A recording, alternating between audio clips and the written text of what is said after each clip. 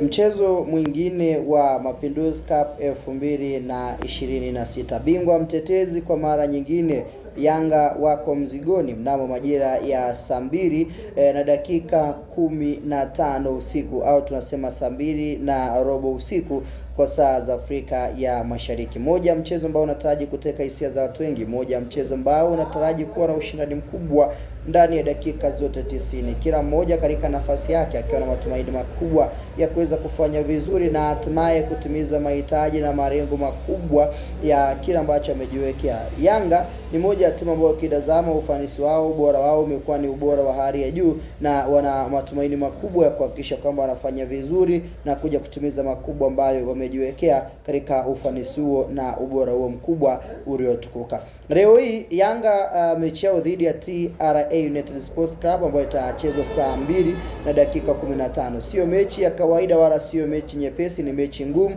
ambapo Yanga wao wana advantage 2-1 ni kuhakikisha wanapata ushindi, lakini kama wakishindwa kupata ushindi basi mechi itawagharimu na kuwahitaji pia warau waweze kupata sare. Yanga ukipata sare katika mechi hii itakuwa pia ni moja ya mechi muhimu zaidi kwa upande wao, kwa sababu mechi yao ya mwisho wamecheza dhidi ya KVZ ya kutokea visiwani Zanzibar, na mechi hiyo Yanga kaibuka na ushindi wa mabao 3-0 katika mchezo uliopigwa katika uwanja wa New Amani Complex. Lakini mechi nyingine, mechi ya leo hii, Yanga na matumaini makubwa ya kufanya vizuri na kufanya makubwa ambayo pia anahitaji kuyatimiza katika mchezo huu. Yanga wakishinda katika mechi hii dhidi ya TRA au wakipata sare, moja kwa moja watafuzu na kwenda katika hatua inayofuata, kwa maana ya hatua ya nusu fainali, na hapo Yanga atakuwa na advantage ya kukutana dhidi ya Singida Black Stars katika hatua hiyo.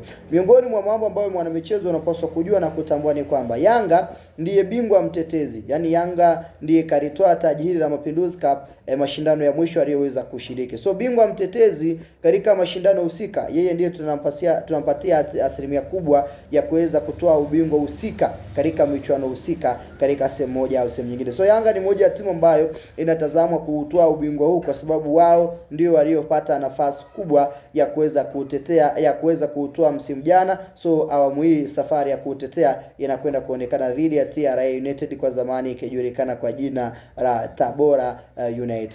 Mchezo kati ya Yanga dhidi ya TRA, Yanga kuja kukutana na Singida katika hatua nusu fainali, itakuwa ni moja ya mechi ya kisasi, Singida wakihitaji pia kulipiza kisasi katika sehemu moja au sehemu nyingine zaidi. Binafsi nitaomba nikuburudishe kwenye probably ya wachezaji 11 ambao moja kwa moja wanakwenda kushuka mzigoni katika upande wa kikosi cha vijana wa Young Africans, wachezaji 11 ambao coach Pedro Suarez Goncalves anakwenda kuanza nao katika mechi hii. Kikosi cha Yanga wachezaji wao nyota 11 ambao moja kwa moja wanashuka mzigoni. Tutakwenda kushuhudia golikipa akiwa ni mwamba anayejulikana kwa jina la Abu Twalib Msheri, then fullback right, beki namba 2 akicheza mwamba anayejulikana kwa jina la Izra Patrick Mwenda. Tatu ni Shedra Kaisaka Boka, wakati mabeki wawili wakati ni Aziz Andamwire pamoja na Frank Asinki ndio wanacheza kama mabeki wawili wakati kwa maana ya center backs. Then upande wa namba 6 yupo Juk Oge Abuya, Duki Abuya anacheza kama nambari 6 katika mechi. Then nambari 7 yupo Max Mpia Nzengeri akuja kucheza kama namba 7 ili kuongeza nguvu na usanifu mkubwa katika upande huo. 8 yupo Mohamed Damaro Kamara anapata pia nafasi ya kwanza katika mechi hii akiwa ni sehemu ya sajaba na kwenda kufanya vizuri na kutimiza mahitaji makubwa ambayo Yanga wamejiwekea. Then 9 yupo Emmanuel Samuel Mwanengo, mshambuliaji ambaye anakwenda kukutana na waajiri wake wa zamani kwa maana TRA ambao ametokea, na huu ni usajili mpya ndani ya Yanga. Then 9 ndiye anamalizia Mwanengo katika safu ya ushambuliaji.